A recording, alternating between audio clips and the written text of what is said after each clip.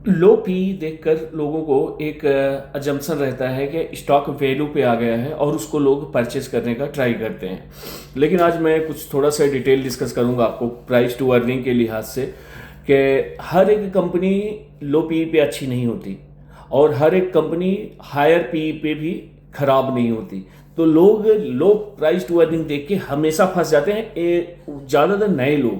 तो जैसे पी का क्या है ना, पी कई चीज़ों से मैटर करता है, जैसे ग्रोथ हो गया, डिविडेंड यील्ड कितना है। तो जैसे मेरे हिसाब से मैंने बनाया है चार तरह की कंपनियां होती हैं ग्रोथ, जिसको पी ड्रीवन कहा जाता है।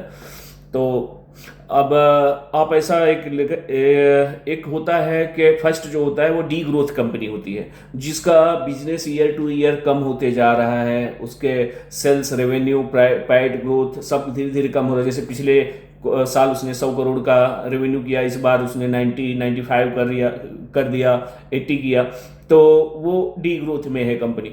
और दूसरा होता है एक सेकुलर ग्रोथ होती है कंपनी, जो कि एक सटन ऑफ रेट से कंटिन्यू ग्रोथ करती रहती है, 10%, 15%, 20%, 25% से, जो 5 साल से 10 साल तक लगातार एक रेट से ग्रो करती जा रही है, उसको सेकुलर ग्रोथ कहते हैं। और एक तीसरा होता है हाई ग्रोथ, जिसमें 50%, 100%, 80%, 200 आई एम सॉरी 200% ऐसा स्पीड से ग्रोथ करने वाली कंपनी, उसको हाई ग्रोथ कहते हैं। और एक चौथी चीज होती है कि साइक्लिकल बिजनेसेस, जो जैसे हो गए आपके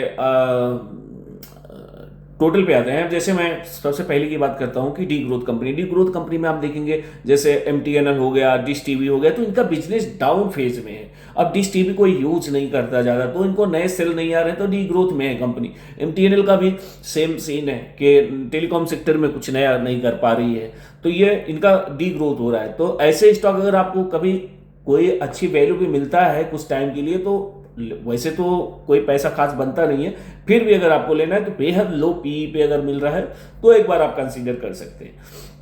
और मैं अगर बात करूं दूसरे तरह के, जैसे सेकुलर ग्रोथ की मैंने बात की, जैसे आपका नेस्ले हो गया, टाइटन हो गया आपका, ये सब कंपनियां जो ना 15-20 साल से लगातार एक रेंज से ग्रोथ करती आ रही हैं, तो ये सेकुलर ग्रोथ है, कुछ ना कुछ ग्रोथ इनमें हमेशा रहता है। तो ये थोड़ा मीडियम से हाई पी पे ट्रेड करती हैं, 30 से 35, 40, 50, 60, 70। तो इनमें क्या होता है ना कि जब लो पी का इन्वायरमेंट रहता है इन स्टॉक में, तो वो सही टाइम होता है इनको परचेज करने का। और जब हायर पी पे चली जाती हैं ये कंपनी अपने ऑल टाइम हाई को, देखिए मीडियन पी के साथ इसलिए कंपेयर किया जाता है कि पिछले 10 साल का डेटा और उसके ग्रोथ के साथ मिला के कंपेयर किया जाता है कि इनका जो अभी करंट में पी चल रहा है वो हिस्टोरिकली अभी सही रेट में अगर मुझे मिल रहा है तो इनको आप खरीद सकते हैं। और जब ये महंगी हो जाएंगी तब उसके बाद आप इसको सेल कर सकते हैं। अभी तीसरा हो गया, जैसे हायर ग्रोथ की मैं बात करूं, हायर ग्रोथ का एग्जांपल अगर मैं आपको बताऊं तो जैसे अभी बीएससी हो गया, एमसीएक्स हो गया, और उसके अलावा अभी और भी कई सारी कंपनियां हैं जो 50%, जियो फिनांस हो गया जो 50%, 100% से ग्रोथ कर रही हैं, और आने वाले टाइम में भी इनका ग्रोथ का पिक्चर क्लियर है। तो इनको कंसीडर कर सकते हैं आप हाई पी पे भी, इनफैक्ट हायर पी पे। आज मान लो मैंने 200 की प्राइस टू अर्निंग पे कोई स्टॉक खरीदा जिसका 100% से ग्रोथ कर रही है कंपनी, तो अगले ही साल क्या होगा ना कि वो 100 से 50 पे आ जाएगा उसका पी, उसका फ्यूचरिस्टिक मतलब नेक्स्ट अगले ईयर का पी मुझे 1 ईयर डिस्काउंट फ्यूचर पी मुझे 50 पे ही मिल रहा है, तो उसको इस हिसाब से देखते हैं। तो हाई ग्रोथ की कंपनियों का पी हमेशा हाई ही मिलेगा, आपको सस्ते में कभी मिलने वाला ही नहीं है। हाँ, अभी कैसा हो गया, जैसे अभी रिसेंट में एक कौन सी तो कंपनी, कई सारी कंपनियां हैं बहरहाल, तो मतलब कि जैसे उनका अगर स्पीड ग्रोथ का स्लो हुआ ना, तब वो आपको लोअर पी पे मिलने लगेंगी। तो वो टाइम पे रिटेलर क्या होता है ना, लोगों को वो अट्रैक्टिव लगने लगता है, वो टाइम पे वो जाके ऐसे स्टॉक में फंस जाते हैं। अगर उनका ग्रोथ इंटैक्ट है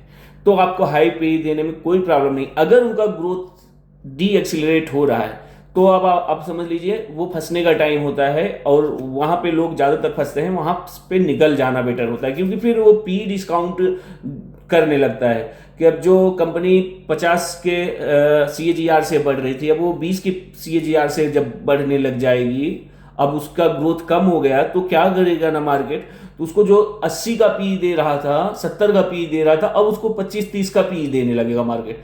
तो क्या है ना, पी कंस्ट्रक्शन जो होता है, पी जो कंट्रास्ट होता है वो आपका लगभग 50 से 60% स्टॉक वहां से गिर जाता है। तो लोगों को समझ में नहीं आता कि आखिर प्रॉब्लम क्या हुआ। प्रॉब्लम बस वही होता है कि इसका ग्रोथ कम हो गया है, तो वो उस हिसाब से देखना पड़ेगा। और चौथा जो सबसे ज्यादा लोग फंसते हैं, सबसे ज्यादा लोग फंसते हैं, चौथा है साइक्लिकल बिजनेसेस। साइकिल बिजनेसेस कैसे हैं? साइक्लिकल जैसे आप सीमेंट का हो गया, सीमेंट के शेयर हो गए, स्टील कंपनियां हो गई लाइक JSW स्टील, और आपका टाटा स्टील हो गया। तो ये कंपनियां जब साइक्लिकल क्या होता है ना, इनका बिजनेस पीक पे रहता है, जब मतलब ये जब इनका बिजनेस आता है, फिर उसके बाद एक टाइम आता है, फिर इनका बिजनेस धीरे धीरे करके स्लो हो जाता है। ये हमेशा नहीं रहता है। Infrastructure boom, interest rate cut, ये सब चीजों से काफी इंस्पायर रहता है इनका बिजनेस। तो इनका बिजनेस साइकिल में चलता है। तो जब साइकिल इनका बिजनेस का एकदम परफेक्ट चल रहा है ना, तो वो टाइम पे आपको स्टील कंपनियां बेहद लो पीई पे मिलेंगी, और वही टाइम होता है स्टॉक को बेचने का, और लोगों को वही टाइम लगता है कि इसको खरीदने का। तो साइक्लिकल बिजनेस में ना, जब पी बहुत हाई हो हिस्टोरिकली, इसको एकदम उल्टा देखना पड़ता है कि जब हिस्टोरिकली पी बहुत ऊपर है, बहुत हाई है, तो उसको कंसीडर किया जाता है, और जब पी सस्ता हो जाता है तब उसको बेच के निकल दिया जाता है। तो कुल मिला के वही कहानी है कि डी ग्रोथ कंपनी है तो उसका लो पी देखिए, सेकुलर अगर कंपनी है तो उसका आप medium to high P consider कर सकते हैं अगर इंटैक्ट है उसका ग्रोथ तो।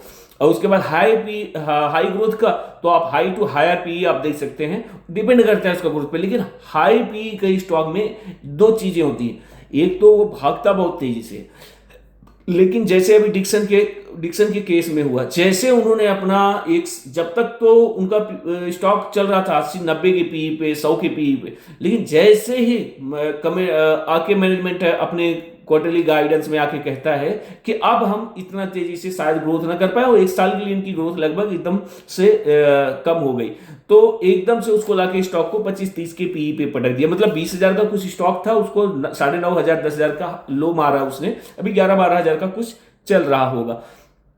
तो उस तरह से आपको देखना पड़ेगा, पी का कॉन्टेस्ट आपको समझना बहुत जरूरी है, और लोग फंस जाते हैं पी। अब पी के अलावा भी काफी चीजें हैं जो इसके साथ ऐड ऑन करके जोड़ा जाता है। तो नेक्स्ट वीडियो में मैं बात करने वाला हूं आरओई के बारे में, आरओसी के बारे में, और उसके अलावा प्राइस टू बुक के बारे में। वो भी डिपेंड करता है कैसी कंपनियों में आरओई को मुझे ज्यादा ध्यान से देखना पड़ेगा, कौन सी कंपनी में मुझे return on capital implied ROC को देखना पड़ेगा, कौन सी कंपनी में नहीं, मुझे सिर्फ बुक वैल्यू पे ज्यादा केयर करना पड़ेगा। ये सारी चीजें मैं आपके साथ में लेके आऊंगा नेक्स्ट वीडियोस में। लेकिन ये वीडियो को लाइक और सब्सक्राइब जरूर करिए, क्योंकि ये एफर्ट जो मेरा नॉलेज मैं आपके साथ शेयर करता हूं, इसका एक वैल्यू होता है। और जब वीडियोस को रिस्पॉन्स नहीं आता तो फिर वीडियो करने का दिल भी नहीं करता है। तो प्लीज अगर आप लोग थोड़ा सा सपोर्ट करेंगे तो मैं और अच्छे कंटेंट आपको लेके आता रहूँगा। और ये नॉलेज की चीज़ें हैं, अगर आप मेरी वीडियो देखते हैं तो आपको बहुत काम आने वाली हैं स्टॉक मार्केट में। आपके पैसे, इनफैक्ट मैं कोई आपको 21 दिन में पैसा डबल करने जैसा स्कीम नहीं बेचता हूँ। मैं आपके पैसे सेफ रहें और आप सेफ प्ले कर सकें, तो मैं आपको वो सारी चीज़ें एक्सप्लेन करता हूँ। तो मिलते हैं नेक्स्ट वीडियो में। Thank you.